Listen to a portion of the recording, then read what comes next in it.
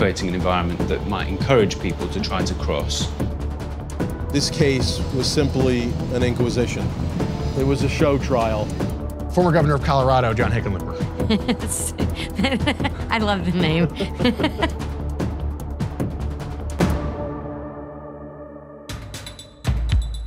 The House voted to hold U.S. Attorney General William Barr and Commerce Secretary Wilbur Ross in criminal contempt for refusing to hand over documents concerning the Trump administration's failed attempt to include a citizenship question on the census. The resolution means House Democrats can take the next, likely futile step, asking federal prosecutors to bring their own boss and the Commerce Secretary to court.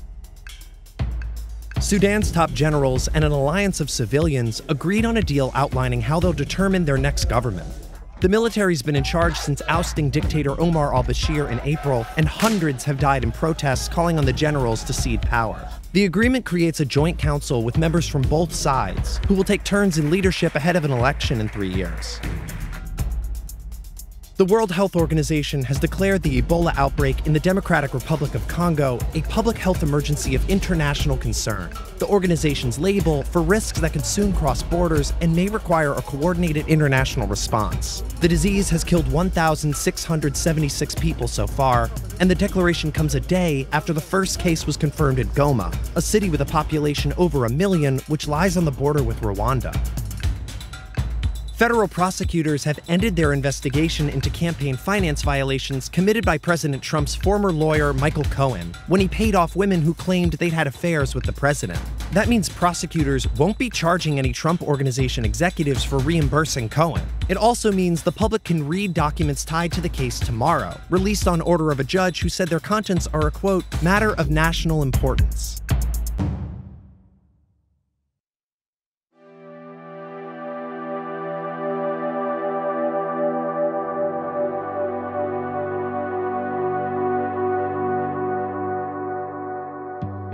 This morning, the ACLU asked a judge here in California to put an immediate stop to President Trump's latest effort to shut the door on potentially hundreds of thousands of asylum seekers.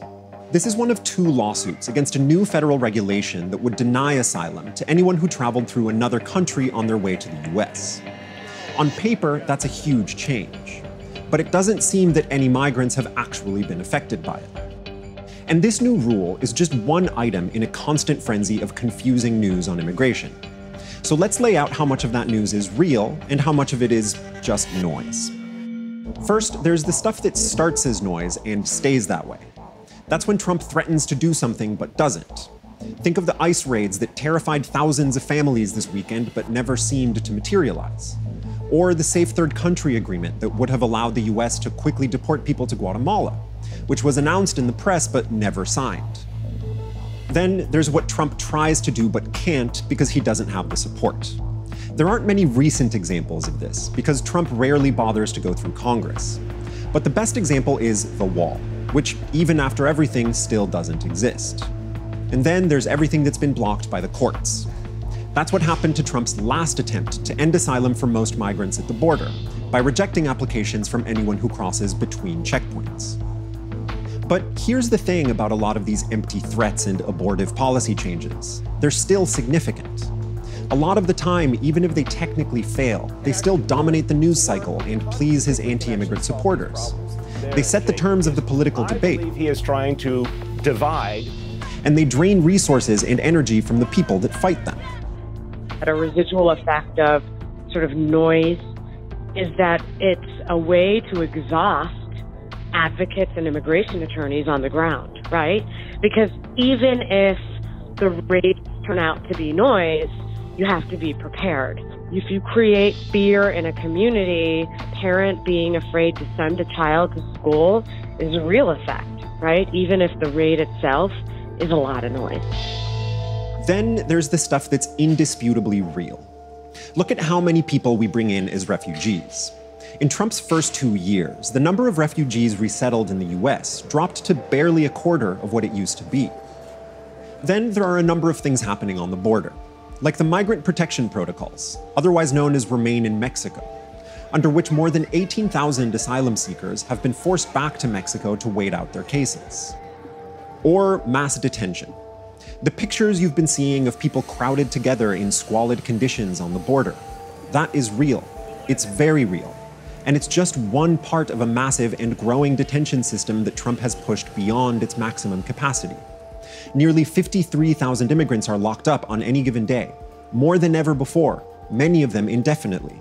And that only counts facilities run by ICE, not the overcrowded processing centers on the border we've been hearing so much about. And then, of course, there were last year's family separations, which, while short-lived, will never be forgotten by more than 2,600 children and their families. None of that is just noise. Trump has already left a major legacy on immigration. He's dramatically expanded the number of immigrants we incarcerate and dramatically reduced their ability to come here as refugees and asylees. He's openly turned the immigration enforcement system into a machine for targeted cruelty. And in the process, he's confused and exhausted a lot of people.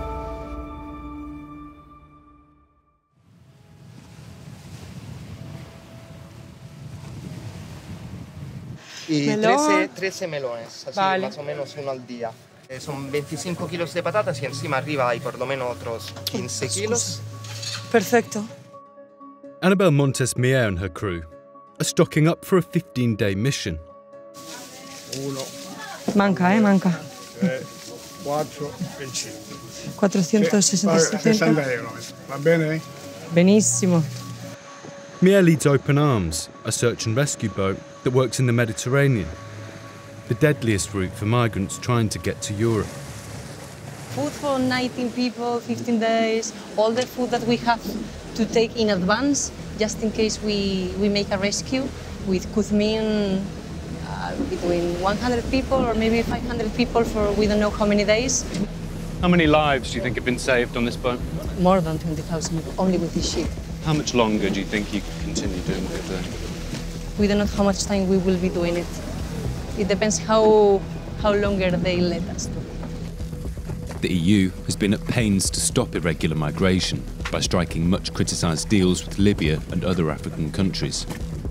About 3,000 people have landed in Italy this year, compared to more than 16,000 that came by the same point last year. But for Italy, that's not enough.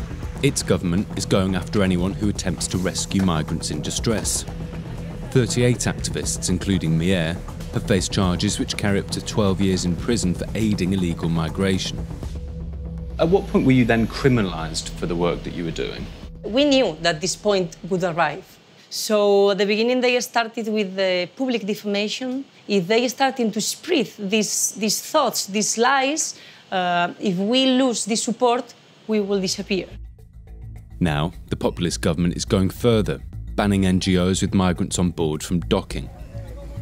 Those who defy the law risk having their boats impounded and face fines of up to 50,000 euros. Interior Minister Matteo Salvini says it's a matter of national security. Le ONG sono un problema e aiutano I trafficanti di esseri umani. Are you creating an environment that might encourage people to try to cross? We arrive to the Mediterranean Sea to cover a need not covered before. So they were fleeing by boats for years.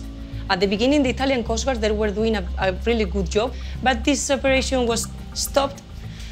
The people were dying, so the NGOs arrived later. If they are NGO vessels, they took more people to the port alive.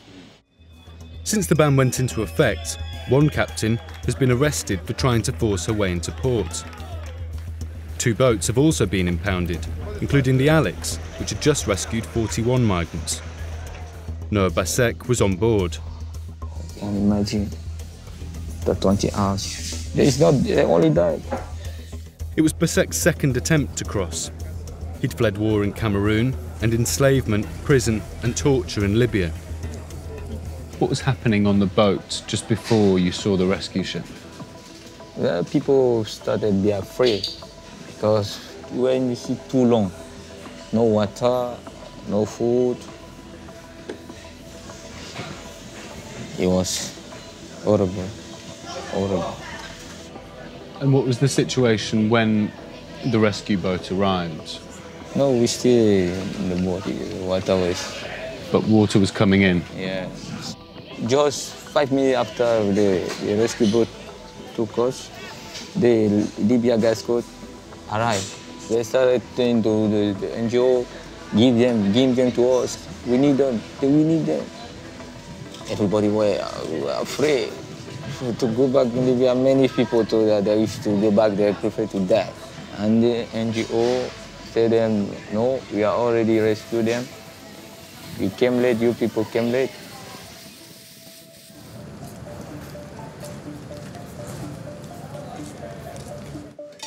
Angela Mavrantano runs a restaurant on Lampedusa and could see the Alex pulling into port.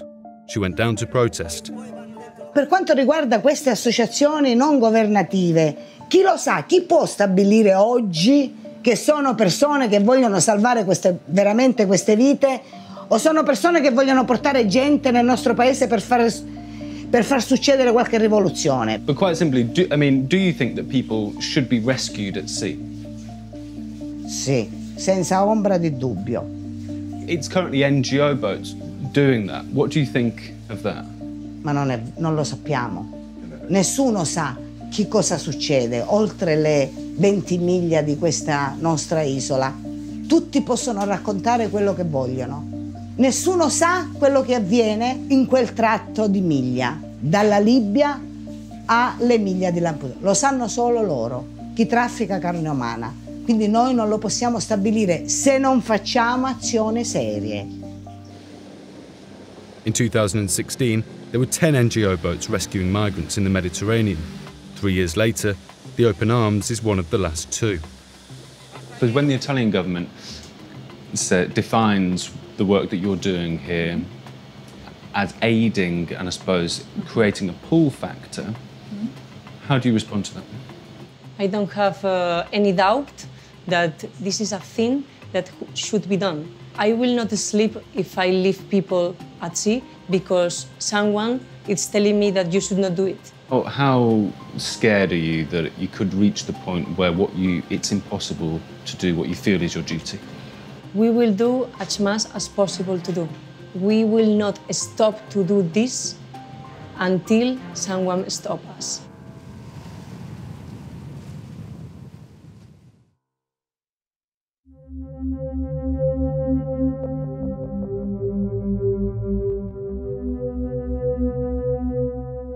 Joaquin El Chapo Guzman's final day in court ended the way everyone expected, with the Sinaloa cartel leader sentenced to life in prison, plus an extra 30 years for good measure. But the hearing itself was dramatic. It was probably El Chapo's final time in public, and he used the occasion to speak his mind. It was the first time he spoke at length since his extradition in 2017, and he seemed to struggle to read a long statement he prepared for the judge. He said he'd been tortured by spending the last 30 months in solitary confinement. He said the air in his cell hurts his ears and throat, and he's been sleeping with earplugs made from toilet paper. Since his extradition, Chapo has been held in a high-security jail in Manhattan. But where he goes next is up to the Bureau of Prisons. His likely destination is ADX Florence, the so-called Alcatraz of the Rockies in Colorado. Chapo escaped twice from prison in Mexico, most recently by riding a motorcycle through a tunnel into his cell. But he'll have a tougher time breaking out of ADX. It's the most secure prison in the United States, with space for just under 500 inmates. Some of them are even more famous than El Chapo, like the Unabomber, a 9/11 plotter, the Boston Marathon bomber, and a Russian spy. Every person at ADX is kept in solitary confinement. A former warden said Chapo could end up in a special area of the prison called Range 13, where he'd spend the rest of his days in a 7 by 12-foot cell for 23 hours a day. Chapo is also under special restrictions called SAMs, which means he can only contact a handful of family members and his lawyers. Chapo's lawyers said today they'll appeal his conviction, and they're pinning their hopes on an interview I did with one of the jurors in the case a few days after the trial. That person said jurors disobeyed orders from the judge by reading about the case in the media. The judge already shot down his request for a new trial, saying a mountain range of evidence in the case proved his guilt regardless of what jurors read in the media. El Chapo and his lawyers say that led to a wrongful conviction. This case was simply an inquisition. It was a show trial, and how it ended is exactly perfect for that description. Chapo might be going to the ADX, but the feds aren't done with him yet. They're trying to seize a whopping $12.6 billion they say he earned from smuggling tons of drugs into the US. They haven't been able to seize a penny yet, but they still say putting him away for life is a victory. The long road that led Chapo Guzman from the mountains of Sinaloa to the courthouse behind us today was paved with death, drugs, and destruction. But it ended today with justice. Chapo might be going away for good, but his sons and brothers have already reportedly taken over the family business. And his longtime partner, El Mayo Zambada, remains in control of the Sinaloa cartel. At the end of the day, there's been no change in cartels supplying drugs to the United States. And that might be Chapo's greatest feat, creating a criminal organization so efficient it can live on without him.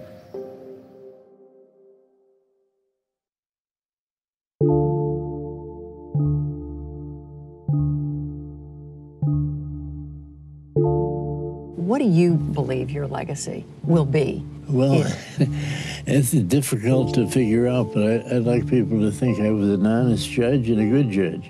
And I always try to reach the best result in every case.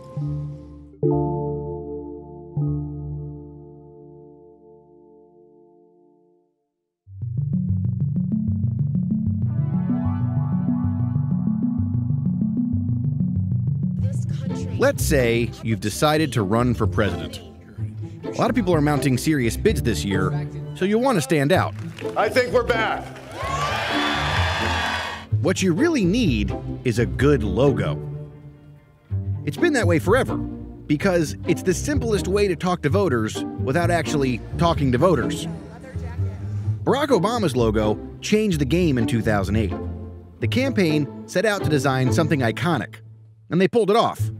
That logo was everywhere. Now, everyone wants a logo like that. Every cycle, they try to outdo each other to come up with the next big thing. Susan Creedle is the Chief Creative Officer of FCB Global. She takes boring things and makes them seem less boring. Hey, you got cut rate car insurance? Take it all state. I'd be better protected from mayhem. She made you actually want to watch an insurance ad. She's like Don Draper, except not, drunk at 3 p.m. on a Monday. So, what role do logos play in, modern branding companies that want to sell things? I think they're huge, and today they're more important than ever because they're the fastest way, the distillation of design, to let you know where the company's ethos starts. And I think with fragmentation, we're meeting people all over the place. If you don't look kind of familiar, I think people don't add up all the messages together. So what I want to have you do, since you are such a person who knows about this world so much and what it makes a good logo, is we have 1 million presidential candidates right now. So I just want to take you through a few of them. So let's just start out. I brought, this is how many there are. This folder is very thick. Yes. Okay, so this is Mayor Pete. Yes. What do you think of this? It's a little retro, which I think is smart, because I think if you think about who you're competing against in this election, there's a little bit of a retro when you talk about Make America Great Again. I might have done a little bit more red because I think you do want to read America. I think if people feel that we're walking away or giving up on red, white, and blue in America, I think that could hurt the people that, are kind of sitting in the middle questioning what's going on the Democratic side. All right. Biden. Joe Biden. Strong. America. Feels modern, though. Doesn't feel retro. Next, we have Governor of Washington State. Yeah, this was a hard one. When I saw this one, it felt like some kind of tech insurance company. The serif type feels a little fussy to me. Former Governor of Colorado, John Hickenlooper. I love the name. This is Tulsi Gabbard. How does it land with you, an actual advertising professional? So, at least it's distinctive. At least when I start to see Tulsi, I think, okay, she's the candidate from Hawaii. Then if I start to think about what she's saying and start to identify the message with her, it could help. This is Congressman Tim Ryan. This is his campaign's logo. I thought Tim and Ryan might be running together. Okay. I think that's enough for that one. That makes sense. Okay. This is Michael Bennett. It does kind of look like they might sell outdoor clothing, but that might not be a bad thing. Former Oprah spiritual advisor, Marianne Williamson. I think it stands out. I don't feel like I'm looking at a presidential candidate. What does it look like to you? Face care? It's fairly bold. It feels angry. Senator from California. I think this one is like, it feels proud. My name is Kamala Harris. It's not goofy, it's not cute, it's not one name, hey. And I think with For the People, that is a statement, you know, that you can start to build, you know, a narrative on. Elizabeth Warren. Warren, yeah. What does the font, like, say to you? I like it. I think it says strong but approachable. All right, so, and then this is sort of like the class, this is last year's, or last cycle's hippest logo. Yeah. If I were Bernie and his team, I would say, let's stick with what people know. Let's stick with what is familiar and positive. I think it's smart that they're not changing it up. And I guess the question I have is, are any of those things anywhere near as powerful as this? No. This doesn't feel like there was any effort put into it at all. I mean, yet it is like one of the biggest icons probably of, at this point, a generation. Possibly. Yeah, I think it's the language and what it means, and I think it's the story behind it. And what I would say is you can put a lot of money into design, but if you don't have your narrative right, and by the way, who were we appealing to? Middle America, not fussy, not sophisticated. Sometimes design can actually be too fussy, you know, and this is like, everybody's welcome. It doesn't look like it's telling some people, we're too good for you.